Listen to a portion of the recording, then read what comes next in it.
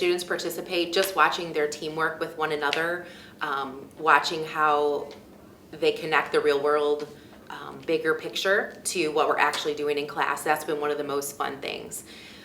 Probably the biggest highlight of everything is that I've had a lot of kids say, oh, I want to be an engineer. There's so many different kinds of engineering, and that was really, really exciting to see the kids making that connection. So when students were working on the robots, I really noticed them using a lot of teamwork and putting their minds together to work through the process of getting the robot built. They had to use some creativity in the process because one of the activities was to get familiar with the pieces of the kit and create a toy to use with the pieces, and so that was really fun to see the students working together and creating something fun.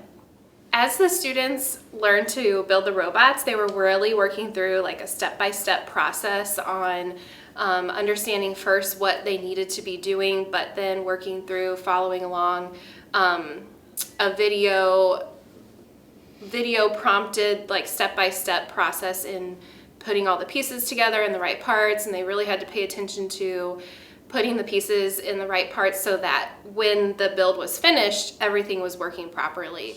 I've seen the character traits coming through big time. Patience is the first one that comes through. You know, PLTW is designed for inquiry-based learning, and that's hard for some kids, a lot of kids actually. And I think that the level of inquiry learning that it takes has been a challenge this first round. However, I've learned a lot as a teacher to be able to decipher which kids need what and how to meet their individual needs. So many kids have said areas of STEM, not just engineering, that they want to go into based on what we did with the robots. Just the building is kind of the easy part as far as looking at what you want to do maybe when you grow up and enter the career field. But all of the other things that go with it, the math, the science, just the technical building piece of it, I think a lot of kids can take a lot from that maybe they didn't see in themselves before. The students are benefiting from the skills they are learning by working together, using teamwork. They're also getting experience with understanding how robots work and how they have such a big part in how things are put together and created out in the real world. So I really spoke a lot to the students about the value of what was being put in front of them. We spoke a lot about first how amazing it is that community members and the school district both came together to fund this project for them. And I talked a lot about how we need to really take advantage of this opportunity. The grant has just been invaluable, and while it was so much money and we're so grateful for every bit, it also makes us wanting more. It makes us excited to give it to kids that are not just in 6th grade. Hi, I'm Matt Boozy-Cruz, and I am the principal at Clearview Elementary.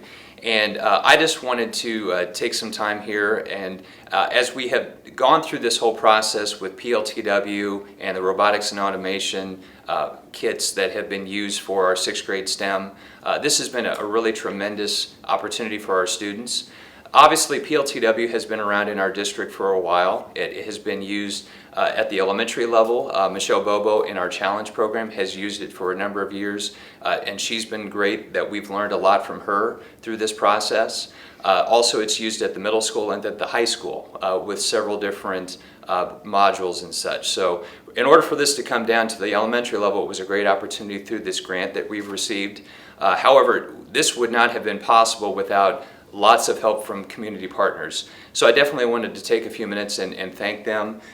Wings was tremendous, donating a lot of what we needed monetarily in order to purchase several kits that we were in need of to make this happen. Also want to thank Homeyer Corporation for donating 4 kits. The Schweppe Corporation donated 2 kits.